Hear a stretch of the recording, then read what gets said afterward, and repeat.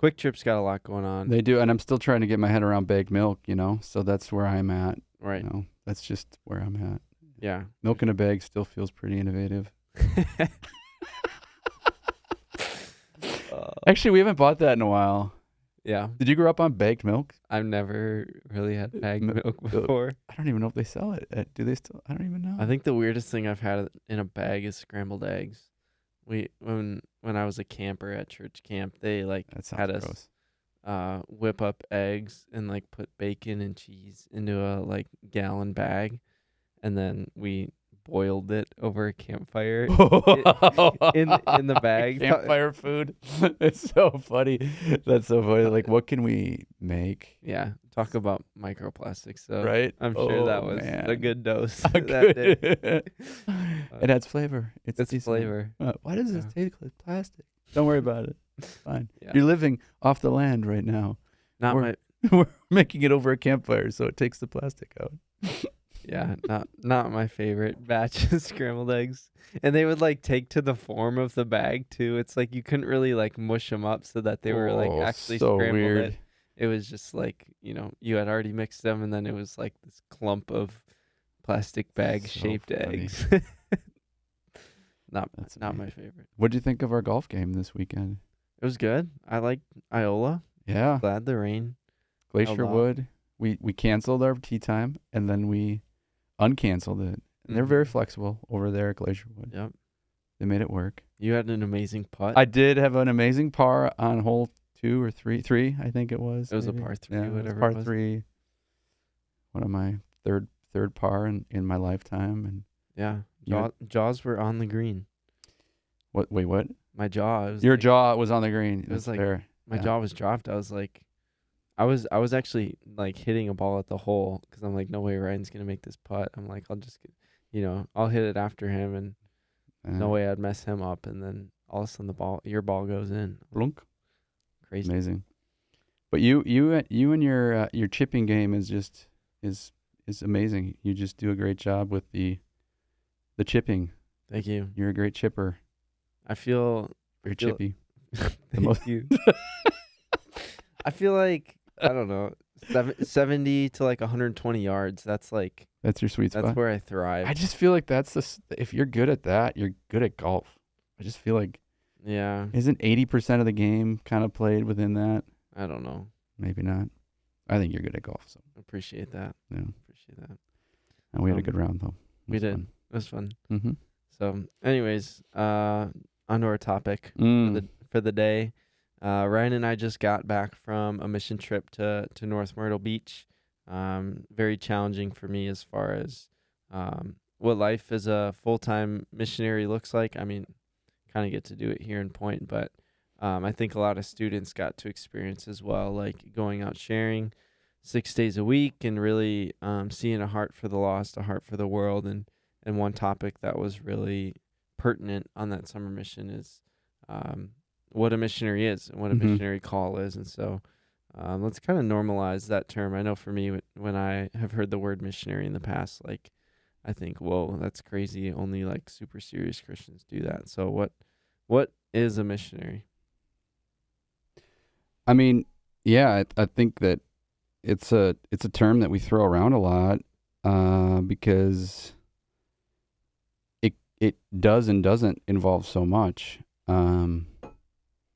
I think on a very direct level, right? A missionary is just someone who leaves somewhere.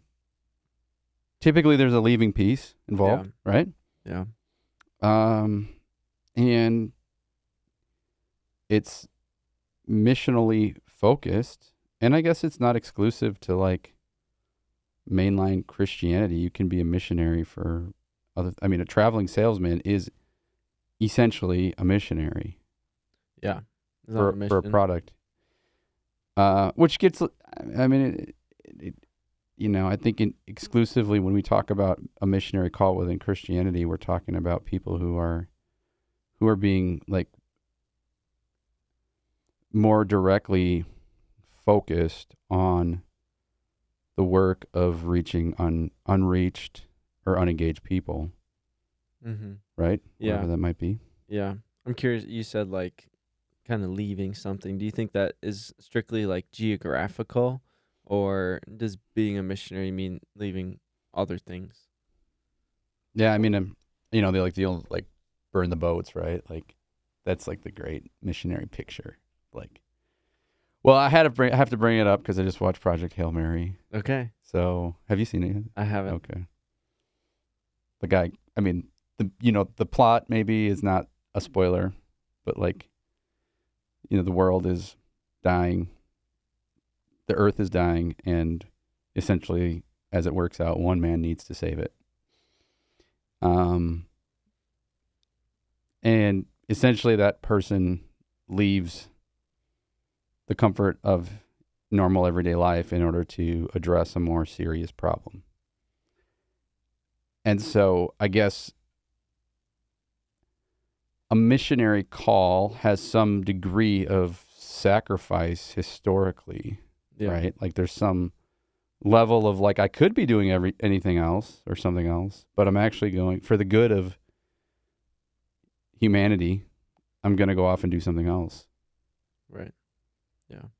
I think for me, like I remember having a debate with a friend when I was a student of like, are crew staff missionaries? Yeah. Like, because when I think of missionaries, especially growing up, I was like, oh, missionaries are people who are in Africa or in China or Pakistan or whatever, doing missions there. And the term missionary for somebody who is serving me felt a little odd. So I guess how does that hit you? Yeah. When we joined staff, we're actually like inducted into a religious missionary order. That sounds crazy. Yeah. Or at least when I joined staff. I haven't joined staff in a while. I mean, I did it 20 years ago. But what was interesting to learn is that it was not something crew made up. It was like an IRS like title. Right. For a type of person. Yeah. I think I think there are more missional people. You could find a more missional person who's not on staff with a missionary organization. And you could find people on staff with a missionary organization who work a very non-missionary-esque life, right? They might have an office job, doing some type of administrative help for missionary organizations, and it looks like a 9-to-5 job. Which I think in our kind of corporatizing of Christendom, where we've made Christianity much more like a corporate experience. Yeah. I think that is where like the missionary experience has gotten to be blurry, Yeah. I think 30 or 40 years ago, it was clear, like, oh, you're a missionary, you do these things or you live this way. Even when my parents were on staff with crew, they made less money. I mean, that was a big thing. Yeah. It's like, oh, you're a missionary, so you're poor, which isn't a healthy connotation, I don't think. Like, yeah, your kids don't get shoes because you're a missionary. That's probably not a healthy connotation, but I think at times it's been kind of the picture of being a missionary. Is like, I'm going to be poor and I'm going to try to help people full time. I think that the essence of the missionary work, like going back to the Bible, I think is just people who are going to be giving the best hours of their day to trying to help other people know Jesus and be discipled. Yeah, that's something in my walk with the Lord. I feel like I determined is that like if I want to be known for anything, by the time I die, if there's something that's going to be written on my gravestone, I would hope it would be like missionary. Right. Even if I go in the medical field or if I work a desk job somewhere, like I hope that the legacy, so to say, that I leave behind would be that of like this guy had a mission and he was living it out. Even if that, doesn't mean I'm working for a missionary organization like Crew or in a different mission field. So that's good. Yeah. So how do you feel like our current Christian culture views being called to missionary work? Yeah, that's so robust. I mean, that's such a... So I want to go back because I had this conversation. I don't know, we may have talked about it this summer. Maybe we didn't. But I talked to this old Crew staff guy that I had a chance to meet this summer. and we had breakfast together. And I've always wondered about this period of time in this like late 60s and early 70s when like over 1,000 people a year would join staff with Crew. Yeah. It was just blowing up. And did we talk about this at all this summer? I don't think so. Okay. So this guy shared with me, he's like, well, yeah, you know, one of the realities to all that is that like a lot of men were being called up to Vietnam. Yeah. And to go die for their country. And the draft was happening and all of this stuff.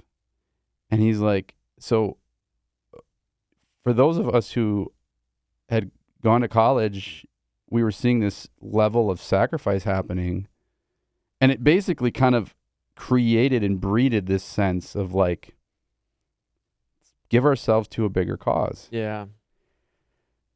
And I think we're, you know, in this moment, to me is pretty fascinating because I feel like the name of the game right now is how do I have as many side hustles as possible to basically like financially make it in the whatever I picture that to be.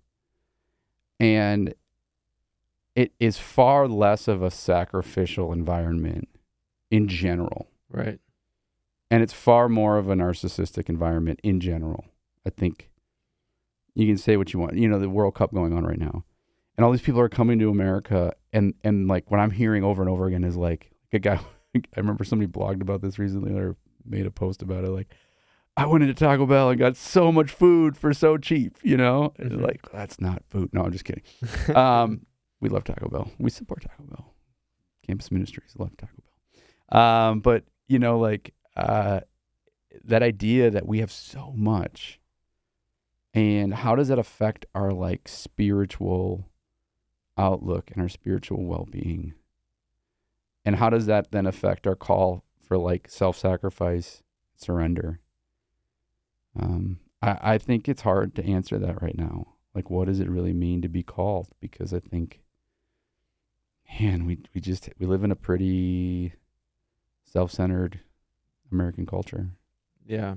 There's kind of you're saying there's a shift from how can I use my life toward a common goal more to how can I sacrifice my life for my own goals. Right. And how do I make sure I'm protecting my rights? And how do I make sure that I can get what I want when I want it? Right. And I've noticed that in myself. I mean, I would say that over the last 20 years, part of it is that at times I've just felt like my missionary call has been abused. You know, my call to, and this is no fault of anyone, but I would say like my call to live self-sacrificially has been used to, you know, make someone else's ideas happen that may or may not have been Jesus's ideas. Yeah. And I think some of that we begin to grow suspicious of what is the call. And we do this in lots of ways, right? Like, oh, this person's going on a mission trip. Well, what are you doing on the mission trip? Well, we're going to be doing this or that. And it's like, ooh, wow. Like, yeah, I don't know. Does that really work? Or is that really good? Or do those people really need it? And we kind of become suspicious about things a lot easier than I feel like we used to. Yeah. What do you think? What do I think? Yeah, about a missionary call.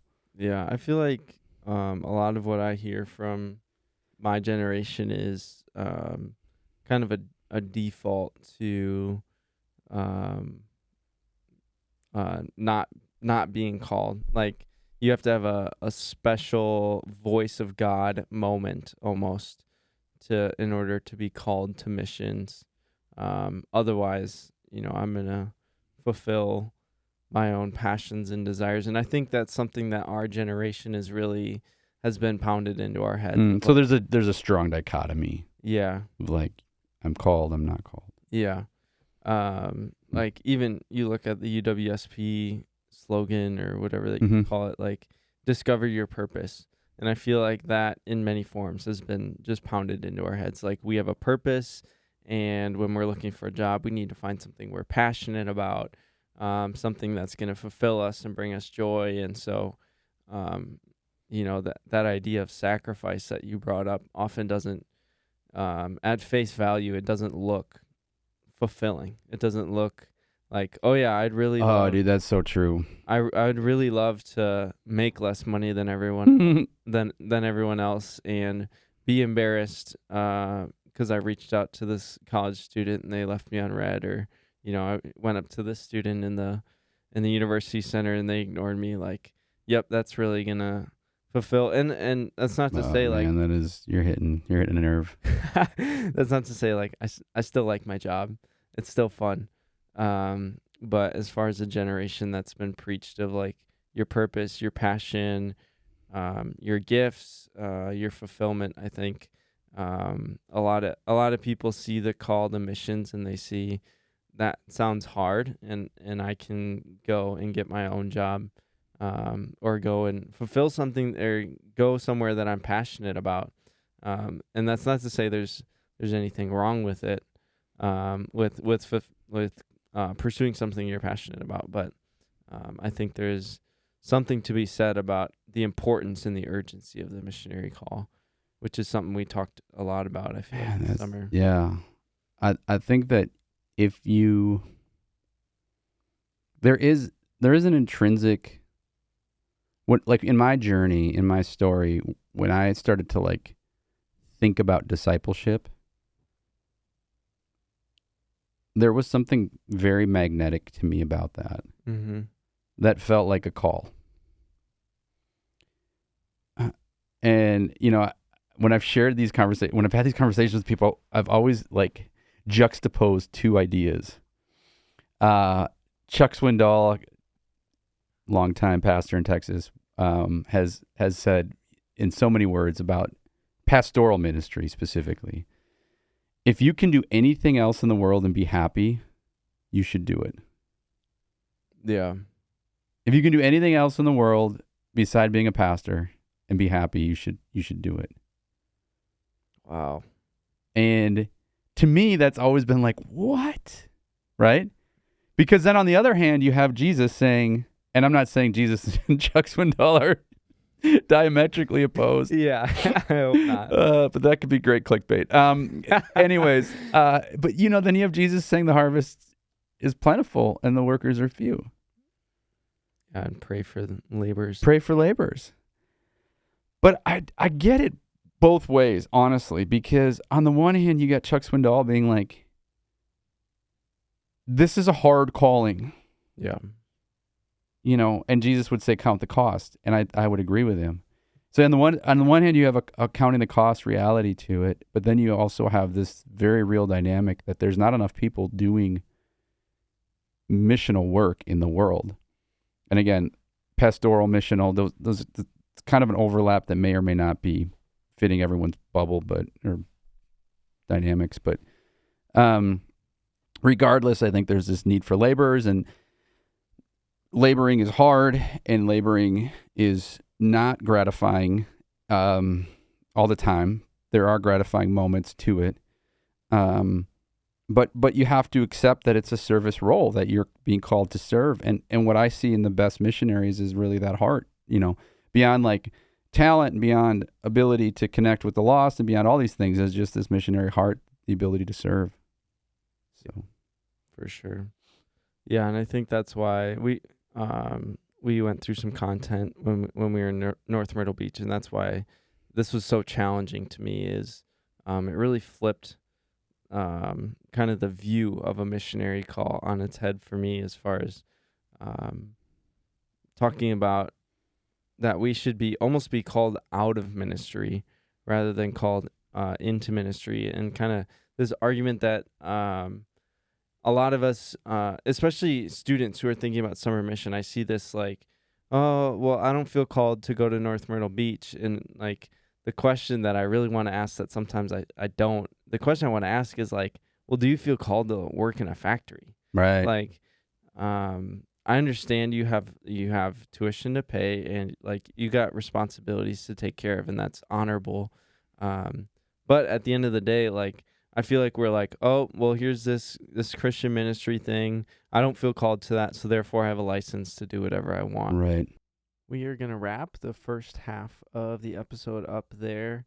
If you felt challenged or maybe even a bit called out by the first half of this episode, I want to encourage you to listen to the second half in a week or so when it comes out, as we talk more about how the gospel fits into our missionary call and how we can often as Christians guilt each other into feeling like ministry is the only way to share our faith. So thank you for listening to this and hope you enjoy your day.